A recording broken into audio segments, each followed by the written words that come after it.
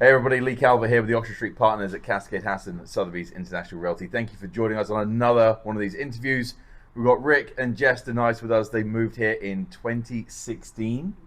Can you believe it's been that long? No. Right. I'm trying to do the math in my head. What, 8 years? Yeah. Being that you worked at a finance company, You would that think. would be that's a good math. Yeah, that wasn't a part of the test. Okay. Yeah. Great. Rick and Jess moved here from California back in 2016, and we're going to dive in a little bit on their experience, what they've found, and if you're looking at moving to Southwest Washington, or even if you're moving through any state throughout the country, you might learn from their experience to see what you want to put into your research. Anyway, we'll dive into it nice and easy. Yeah. So you moved here in 2016 from where exactly? Bay Area. So we were living in the East Bay, so San Leandro area. We had bought a house, lived in it for like a year. Okay. And then realized we had been in the Bay Area about 7 years, and it was time to get out. Wow. Okay. Yeah. Moving on to my next question then. Yeah. What was your inspiration to move to Southwest Washington? My job really put our sights here. Mm-hmm. So my previous company had a location here, so that's what made it kind of an easy draw. Right. But it's challenging because you have a partner who has their own career, and you have to make sure there's enough opportunities, and then also cost of living. Yeah.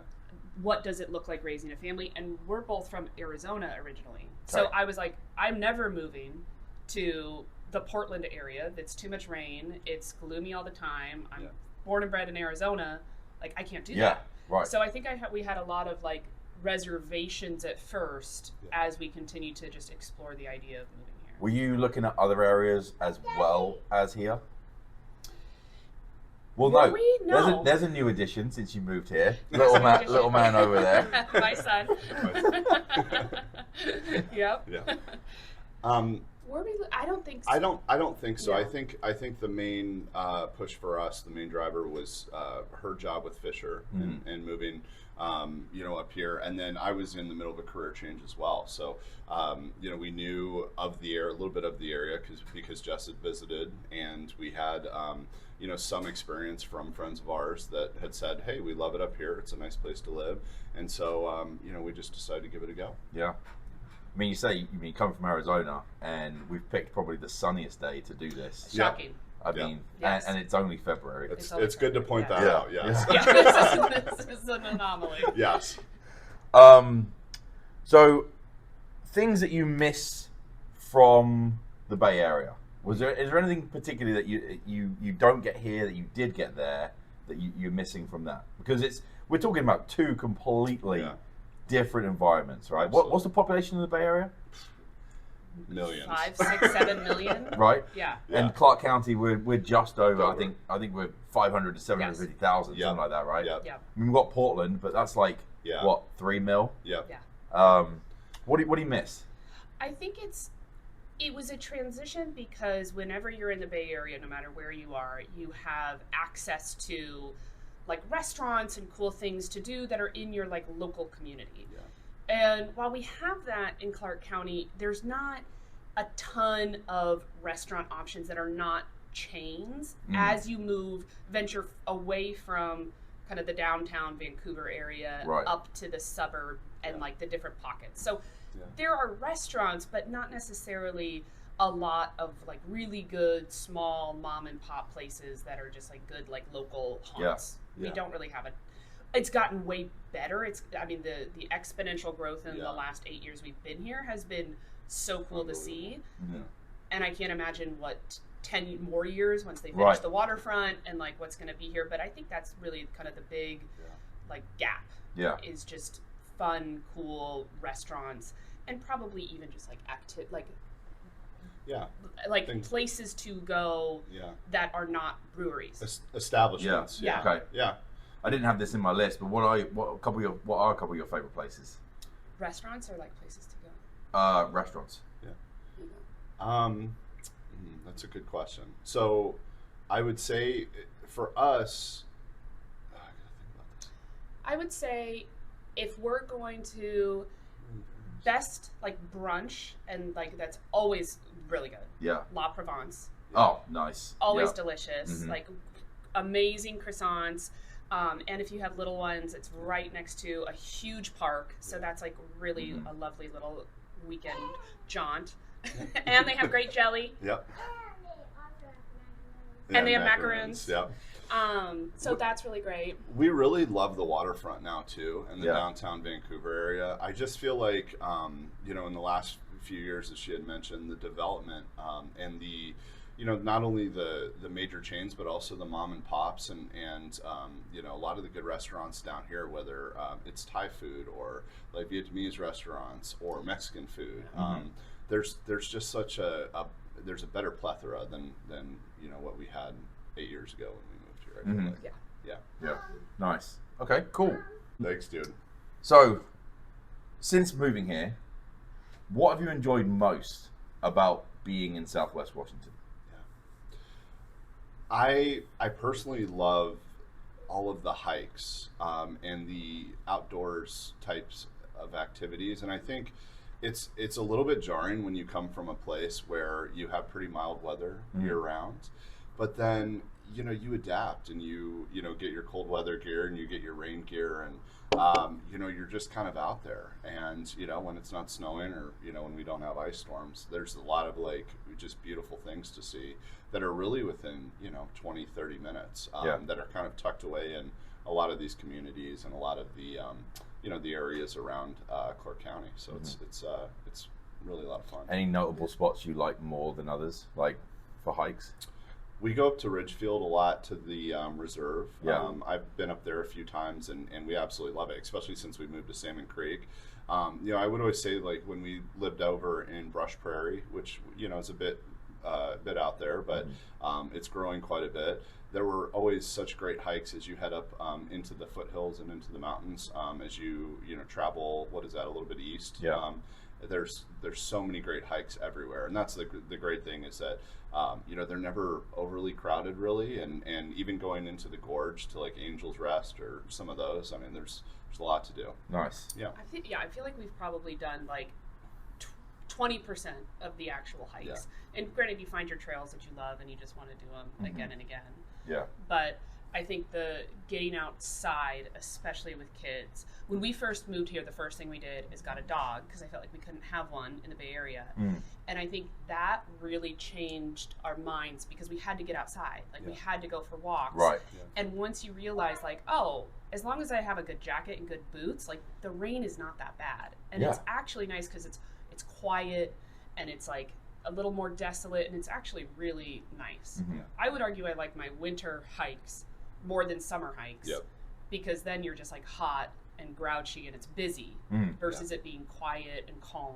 Yeah. Like I really like it. And you know, I mean, it does rain here, but it's not like thundering rain. No. It you like know, a a spit. lot of it's more of like a misty rain. Yeah, it's a Right. misty rain, and I would say you know a lot of like the question I get because I travel a lot for work is you know how does the weather differ from Seattle? And I would say Seattle, it's always socked in. It's always cloudy and rainy. Like it never leaves. And then you come a little bit further south down here and you have your periods of rain and sometimes heavy rain, and then you have mist, and then it clears up and it's sunny for a few days is like a typical pattern that we'll see. So I think that's really, really nice. Yeah. Yeah. So real estate in the Bay Area and Southwest Washington, vastly different as far as I can understand. I've not lived anywhere, but you know, I haven't lived there. Yeah. And but when you were moving here, were there key things that what drove your desires for what you wanted to buy here because of the differences? Absolutely. Yeah, and I think our initial consultation with you was like the best kind of hour we spent because it really helped us envision all of the things that we might have not have been thinking of. And you walked us through this exercise where you made each of us write like our list of non-negotiables on a piece of paper, like independent from each other, and then bring it together. And I think that was really good because I thought we were kind of on the same page with some things and other things we were a little off on, but I think it was a really good exercise to get clear on that. And one of the I think we had this big dream of like we're going to come here and get the land and like get the space. And my father-in-law, his dad was moving up with us too, and so we wanted like in-law suite, and it was just attainable here. Like we could get all of those things. Right. And you were able to like help us understand like what that meant by location, like where those we could go and like what that price range was going to look like. But it was a huge difference if we were moving from 2-bedroom, 1-bath, standalone home in the Bay Area that was, you know, $500,000, and to get that here, it was on an, you know, acre of land with an in-law suite, like, and it was, granted, that was 8 years ago. Yeah. So it's a little different now. Yeah. But I think that was a big eye opener for us. Is just like we were so desperate in the Bay Area, just kind of clawing for whatever we could get. Mm-hmm. It was nice to be able to sit down and think about like what do we really want for our growing family. And I also think too, you helped set the expectation a little bit as well, because while we were coming here to, you know, expand and have a lot more options available to us, there also were limits to like what those options were. So it's like, hey, you know, in terms of what especially now in terms of, you know, what the amount of property that is available, you know, and those options, you know, that are kind of set out on the table looks like. Yeah. You know, here's, you know, based on what your price range is, here's what you guys can afford. So I thought that was really helpful just to kind of, you know, set the groundwork there, and then we kind of built up from there to find, you know, a good place. Nice. Yeah. Cool. That's great. Are there things you've learned about the area since moving here that you wish you knew before you moved here? Yes.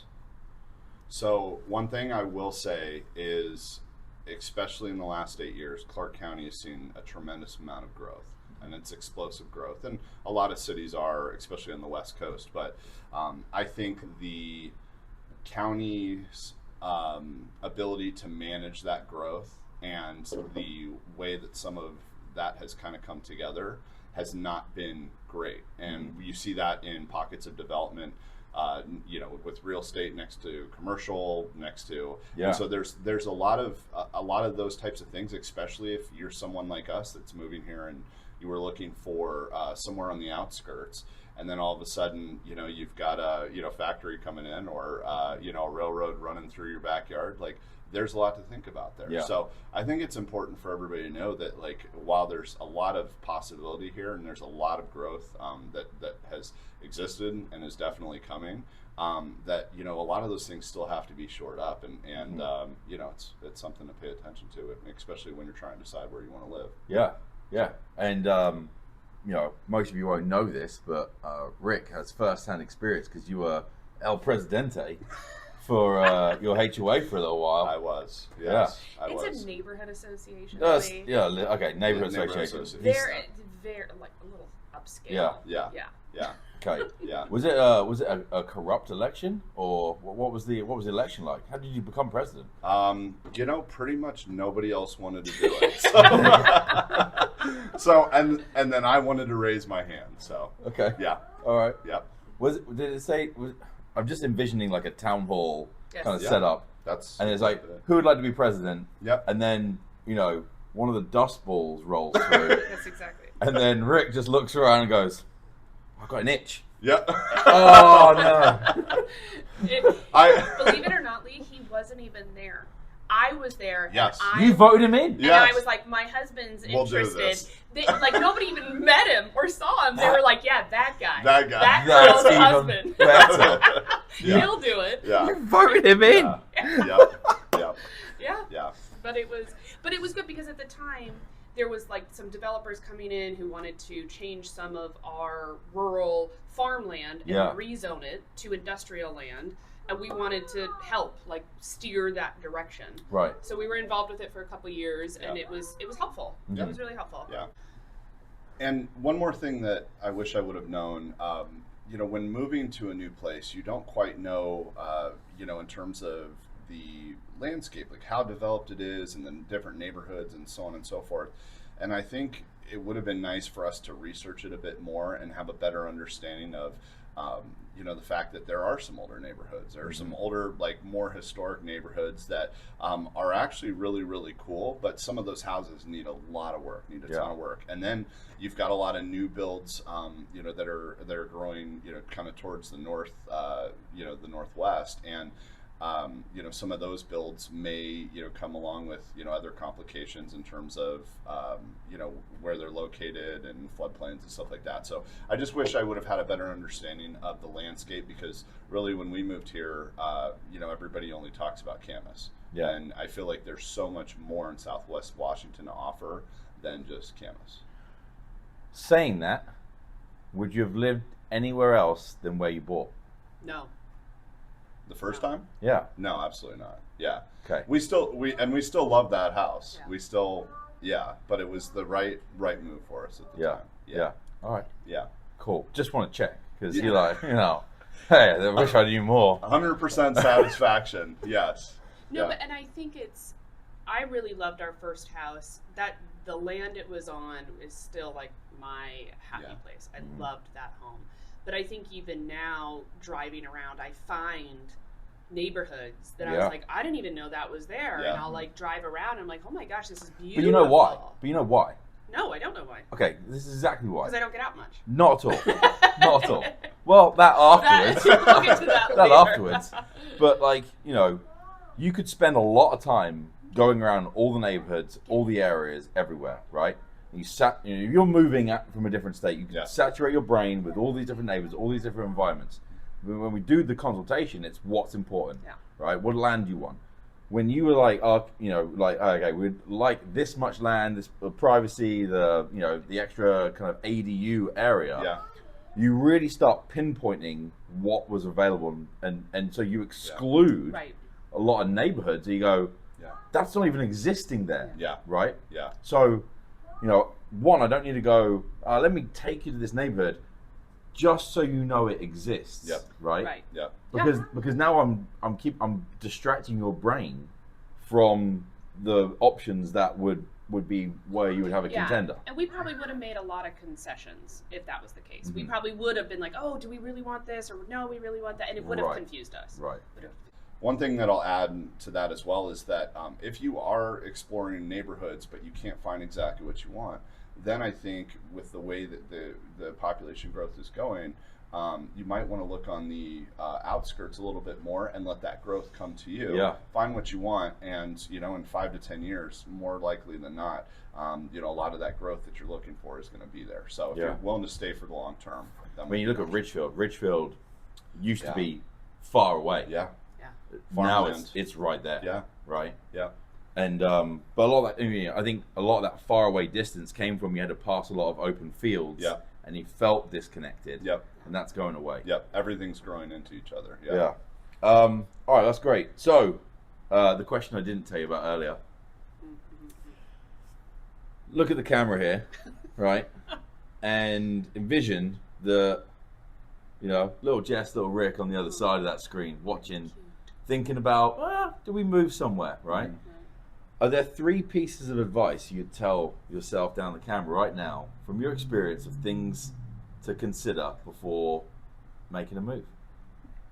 Okay, so first thing, we moved here from the Bay Area because we didn't enjoy the hustle and bustle of the Bay Area. That was not our speed.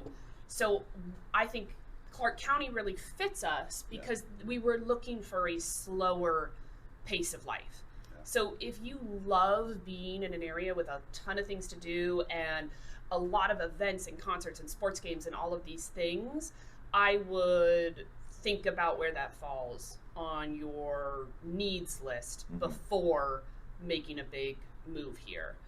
But I would say one thing that is very nice that I appreciate now is that living in Southwest Washington, it affords you the ability to go into Portland. That's only 30 minutes away or less, depending on where you're trying to get to, and kind of get that piece of life as well if you want it. Yeah. You know, with going to a Trailblazers game or going to a really nice, you know, fine dining restaurant or something like that. Or a Timbers game. Or a Timbers game. Yeah, or a Timbers game. So there's a lot there. I think, and I was just going to say one piece of advice I would have as well is if you're looking to move up here and you've got a little bit of time, you've got 6 months, 3 months, take a week off, spend a week up here, especially if it's in the winter, and take 2 full weekends and really drive around, go around and explore, soak up the weather, figure out if it's something that you can put up with, because it will rain a lot, and that at some point will become normal if you end up moving up here. But it can be tough, and it can be a little dreary at times, but it's also beautiful. So I would just recommend take some time to get to know the area and figure out what it's about, and visit the neighborhoods, go out to some restaurants and see what's there. Another thing that came to mind was, I think this area is, more people are coming and moving here, but for the most part, you have a lot of Pacific Northwest people who are born and raised here, or maybe born and raised in other areas outside of the Pacific Northwest who have kind of come here, but they already have their kind of pockets of friends and networks and connections. And I would say moving here without any of that, like if you work remotely and you don't have a job you're going to, or if you don't have kids yet, so you're not going to have that like immediate like parental connection, finding your group and friends can be kind of challenging. So kind of think about that. That's going to be a little bit of effort you have to put in to like get involved with organizations, get involved with like a gym or whatever it is you like to do. Once you find your niche, I think people here are really welcoming and incredibly nice and like wonderful people. But it is a little hard to break through that if you don't have like built-in friends through work or school or whatever that is. Yeah. Nice. All right. So. Wow, good timing. So 3 pieces is consider the lifestyle you're in and what you want, because it can be contrasting. Take some time to come and travel and see it and feel the area, right? Maybe if you're not traveling in winter, still come in the summer. Absolutely. And then third was consider your lifestyle for what your social engagement opportunities would be for the area. Absolutely. And I mean, there's so many apps nowadays. I don't know. I just joined Golf Sync. Have you heard of Golf Sync? It's one where golfers can connect. That's amazing. Oh, I don't even know. It just came up on my phone the other day. So I mean, there's things out there. There's resources. Right? You just got to be willing to use them. And willing to put yourself out there, right? Because it's just not going to be that easy. But once you say, like Rick plays on a men's basketball league every Tuesday night, and he's into golf, and like I made a lot of friends through gym and school, so it's definitely there. It just feels a little. This isn't a city where everybody is a transplant and everybody has to move here and everybody's kind of in the same boat. Right. You really kind of have to infiltrate your way into some already like pretty established networks. Yeah. Cool. Excellent. Well, thank you guys. Thank you. I appreciate it, and I love everything you're doing in the area, and glad your family's growing, and congrats on everything. It's always good to see you. Yeah, you as well. 2 houses down. I don't know if there'll be a third, but we'll use. We'll see. Three's a charm. Three's a charm. Thank you guys for tuning in and watching. If you're looking at moving to this area, Southwest Washington, or between any state, hopefully this might draw some things for you to consider before moving. If you've got any other questions, feel free to comment below. We'll try and answer what we can. Thank you for watching. Tune in for more stuff on our YouTube page or Facebook, wherever you're seeing this video. We'll see you again later. Thanks.